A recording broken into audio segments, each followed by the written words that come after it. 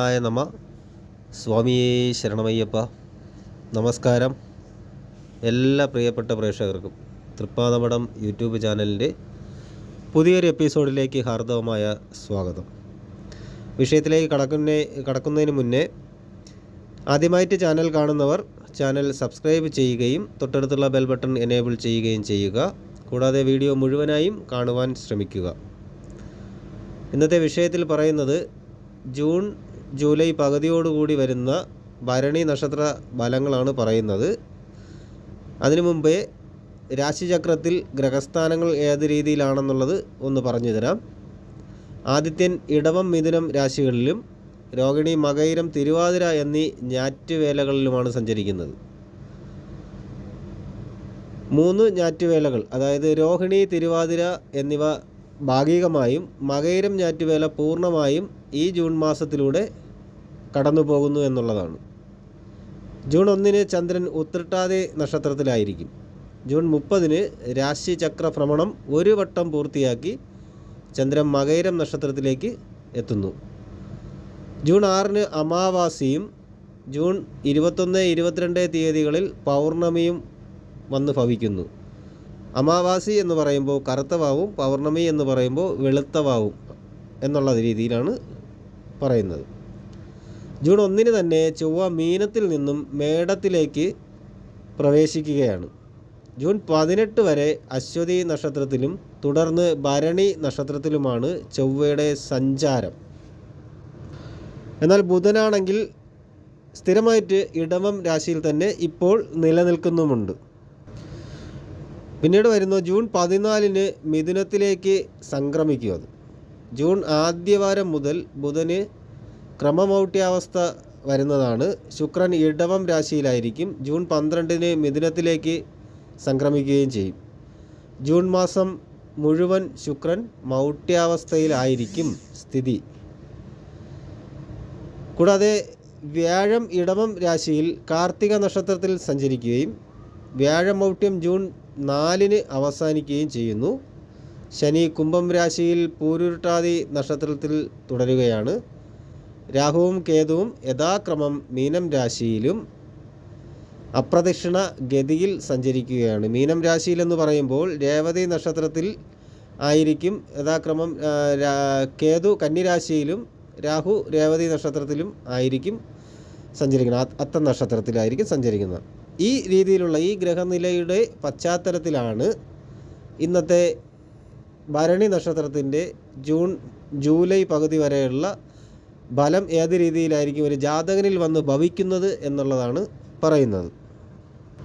ഈ ഭരണി നക്ഷത്ര ജാതകർക്ക് ഈ മെയ് അവസാനത്തോടു കൂടി ജൂൺ 14 വച്ച് വലിയ രീതിയിലുള്ള, അതായത് വലിയ വാഹനങ്ങൾ വാങ്ങുവാനുള്ള അവസരങ്ങളുണ്ടാവും.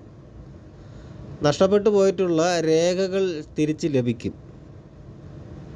കൂടാതെ തന്നെ തൊഴിൽ സംബന്ധമായിട്ട് അല്ലെങ്കിൽ ഔദ്യോഗികമായിട്ട് മുടങ്ങിക്കിടപ്പുള്ള സ്ഥാനമാനങ്ങൾ, ഉദ്യോഗ കയറ്റം അല്ലെങ്കിൽ പെൻഷൻ, ശമ്പള വർധനവ് എന്നീ കാര്യങ്ങളുമായിട്ട് ബന്ധപ്പെട്ടുള്ള കാര്യങ്ങളും ആനുകൂല്യങ്ങളുമൊക്കെ മുൻകാല പ്രാബല്യത്തോടു കൂടി തന്നെ കൂടിയ ശമ്പള വർധനയോടുകൂടി ലഭിക്കും എന്നുള്ളതാണ് കാണുന്നത്. തൊഴിൽ മേഖലകളിൽ തന്നെ സാമ്പത്തിക നേട്ടമുണ്ടാകുവാനും വളരെയധികം സാധ്യതയുള്ളൊരു സമയമാണ്.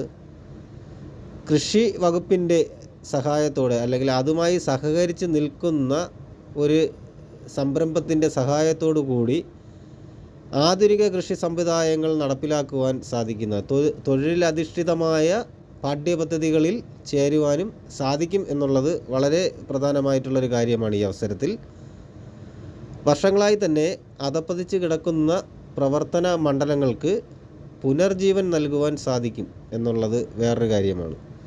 പരീക്ഷകളിൽ പ്രതീക്ഷിച്ചതിലുമൊക്കെ ഉപരി വിജയശതമാനം പ്രതീക്ഷിക്കാം, അല്ലെങ്കിൽ ഉണ്ടാകുന്ന ഒരു സമയവും ഉദ്ദേശിച്ച വിഷയത്തിൽ ഉപരിപഠനം അല്ലെങ്കിൽ വിദേശത്ത് ഉപരിപഠനം ചെയ്യുവാൻ സാധിക്കുകയും ചെയ്യുന്നതാണ്.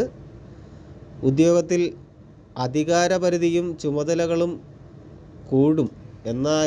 എന്നിരുന്നാലും ആ ഒരു അധികാരപരിധിയും ചുമതലകളും കൂടും എന്നിരുന്നാലും ജോലി, അതായത് തൊഴിലുമായി ബന്ധപ്പെട്ട കാര്യങ്ങളിൽ അധികം കഷ്ടപ്പെടേണ്ട കാര്യം വരുന്നില്ല എന്നുള്ളതാണ്.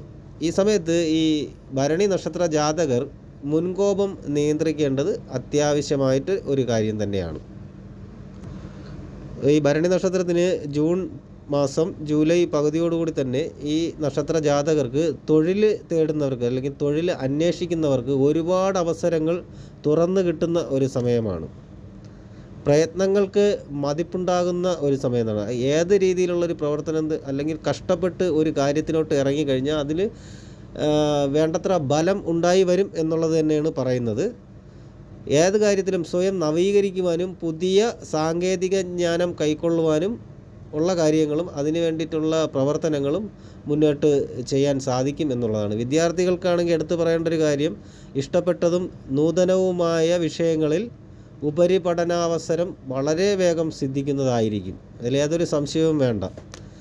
അന്യദേശവാസത്തിനുള്ള സാഹചര്യം തള്ളിക്കളയാനാവില്ല. ഇത് വിദ്യാഭ്യാസ കാര്യത്തിലായിരുന്നാലും തൊഴിലിൻ്റെ കാര്യത്തിലായിരുന്നാലും അന്യദേശവാസം എന്ന് പറയുന്നത്, വിദേശവാസം എന്ന് പറയുന്നത് അത് തൊഴിൽ സംബന്ധമായിട്ടാകാം അല്ലെങ്കിൽ വിദ്യാ സംബന്ധമായിട്ടും ആകാം. അതുകൊണ്ട് ഉപരിപഠനത്തിനായിരുന്നാലും ജോലിക്കായിരുന്നാലും വിദേശത്തോട്ട് പോകുന്നവർക്ക് നല്ലൊരു സമയം എന്നുള്ളതാണ് ഇപ്പോൾ പറയുന്നത്. പാരമ്പര്യമായിട്ടുള്ള തൊഴിലുകളിൽ നിന്നും ഭേദപ്പെട്ട ആദായം പ്രതീക്ഷിക്കാവുന്നതാണ് ഈ സമയം. പ്രസംഗം, സംഗീതം, ചലച്ചിത്രം, അതുപോലെയുള്ള കായിക വിനോദങ്ങൾ,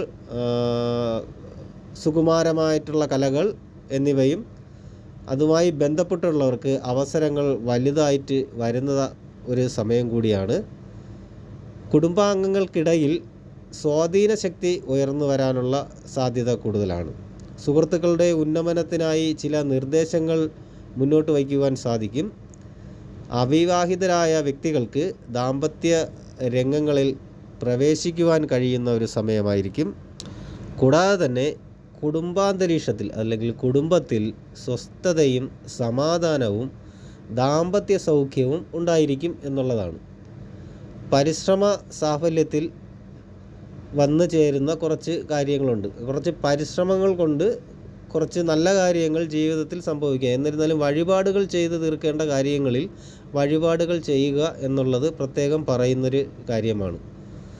ഈ കാലവർഷക്കെടുതി എന്നുള്ളൊരു കാര്യത്തിൽ കൃഷിനാശത്തിന് വഴിയൊരുക്കും. കൃഷിനാശം എന്ന് പറയുന്നത് കൊണ്ട് കൃഷി തന്നെ നശിക്കണം എന്നല്ല, ഏതെങ്കിലും രീതിയിലുള്ള കൃഷി പരമായിട്ടല്ലാതെയുമുള്ള നാശനഷ്ടങ്ങൾ കാലകെടുതി, മഴക്കെടുതി കൊണ്ട് സംഭവിക്കാനുള്ള സാധ്യതയുള്ളത് കൊണ്ട് അത് മുൻകൂട്ടി കാണുവാൻ ജാതകർ തയ്യാറെടുത്തിരിക്കുക എന്നുള്ളതാണ് ഉദ്ദേശിക്കുന്നത്.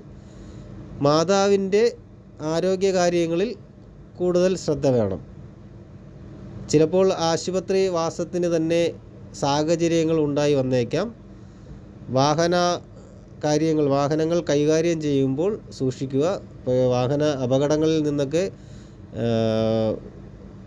അത്ഭുതകരമായി രക്ഷപ്പെടാനുള്ള സാധ്യതയുണ്ട്. എന്നാലും അപകടം വരുത്തി വയ്ക്കാതിരിക്കാൻ മുൻകൂട്ടി ഒരു ശ്രദ്ധ ഉണ്ടായിരിക്കുന്നത് നല്ലതായിരിക്കും.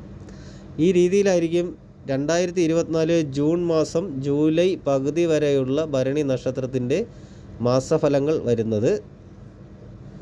ഈ വീഡിയോ നിങ്ങൾക്ക് ഉപയോഗപ്രദമാണെന്ന് തോന്നിക്കഴിഞ്ഞാൽ വീഡിയോ മറ്റുള്ളവർക്ക് കൂടി ഷെയർ ചെയ്ത് കൊടുക്കുക, വീഡിയോ ലൈക്ക് ചെയ്യുക. കൂടാതെ നിങ്ങളുടെ വിലയേറിയ അഭിപ്രായങ്ങൾ, നിർദ്ദേശങ്ങൾ എന്നിവ കമൻ്റായിട്ട് രേഖപ്പെടുത്തുക. എല്ലാ നല്ലവരായ പ്രേക്ഷകർക്കും ജഗദീശ്വരൻ നല്ലത് വരുത്തട്ടെ എന്ന് പ്രാർത്ഥിക്കുന്നു. ശുഭദിനം നേരുന്നു. നന്ദി, നമസ്കാരം.